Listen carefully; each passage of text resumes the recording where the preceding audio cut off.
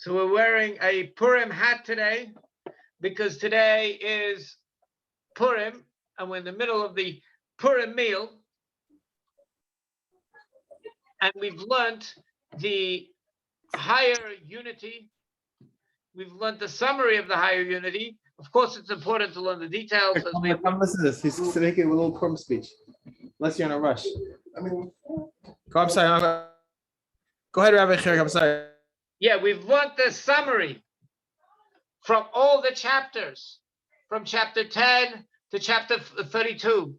And learning the chapters from 10 to 32, it's about learning the details of the higher unity. And it pushes away true evil.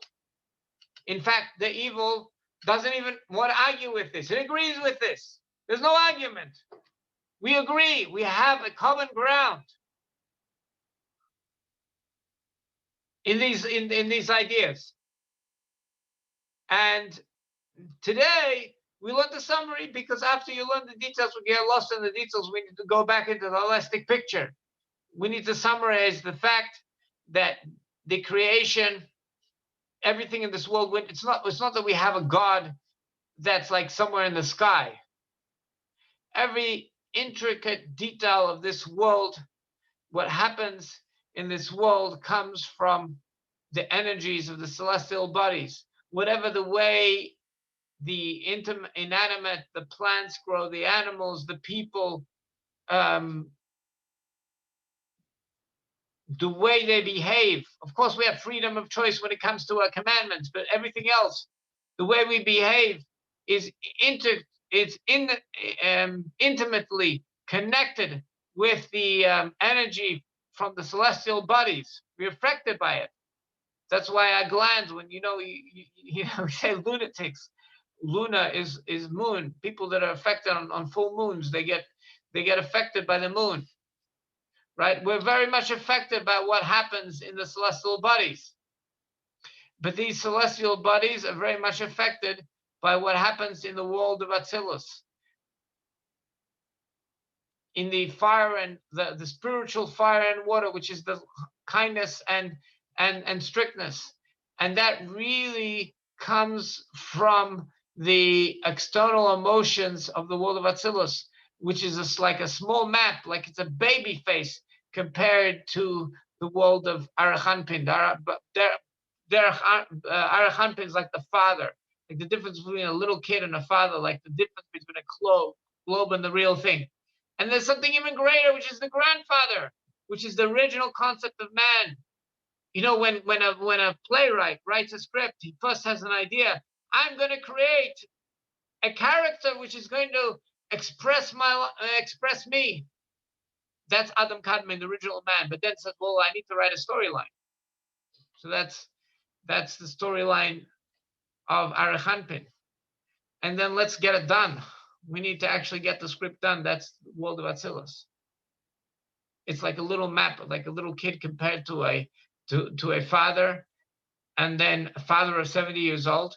But then the father of 70 years old compared to his father is like the contrast between the world of Arachanpin and the world of Adam Kadmon, when the first concept of God creates the first concept of man. And all of this, everything that happens, it really happens in the essence of God before Tzimtzum, before the original contraction. We have the idea of it like the external breath, the external lungs of a person, which are directly connected with essence. What you breathe and what you really want is directly connected with the essence. So too in the creation of the world. Everything that happens in this world is directly connected with the essence of God. It's not separate from the essence of God. It's like you're playing in a play and a person can forget that they're actually playing a play, but really we're playing a play. And that is on Purim. We say a person needs to drink till they can't tell the difference between cursed is Haman and blessed is Mordechai. Haman wanted to create genocide on the Jewish people and then the entire world and himself and everybody. Not a good guy. And Baruch Mordechai is the hero of the story that puts himself aside to save everybody.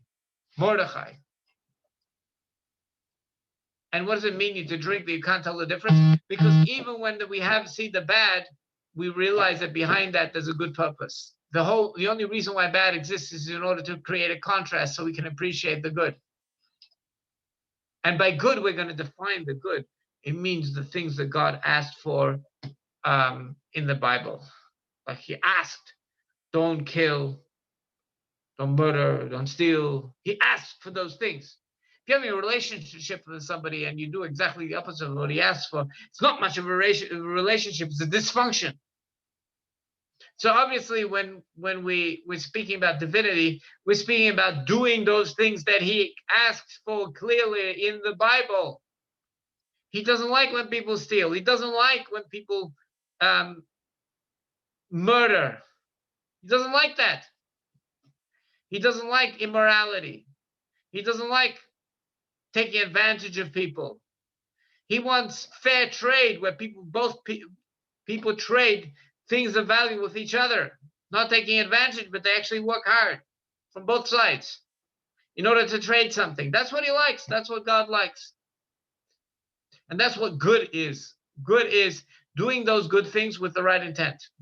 Because what's the right intent? That we're an instrument of God, a vehicle of God.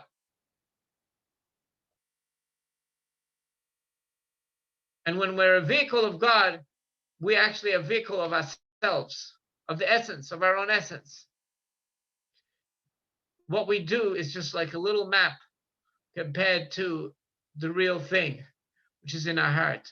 And that is like a little map compared to something even greater, the original concept for what God created us to do. And therefore, it's very worth it to study this chapter on Purim, because Purim, there's special light. It's not just a celebration. On this day, there's a light of God that shines. We can tap into this light of God to become vehicles of God by doing the right thing and realizing it's just about tapping into our essence, like a little map compared to the real thing. We walk on the map, but really what's really walking is something much greater. The steps that we take are really much greater, and even those steps have something even greater behind them, Adam Kadmon. And all of this is directly connected to the essence. So God is not something that is like beyond us, above us. It's intimate. God is intimately connected with what we do, even though it's just like a little line on a map, on a globe, compared to the real thing. That's what's going on in the spiritual world. That's why everything that we do, every choice that we make is extremely significant. It makes a difference. You are important, and your actions are important. And they have tremendous impact in a bigger world, much bigger world than you can imagine. We only live in the small world, the baby world, compared to the real world, the greater world. But the end is wedged in the beginning. Small things we do in the physical world have a tremendous impact on the higher spheres and the higher levels, all the way to the essence of the infinite.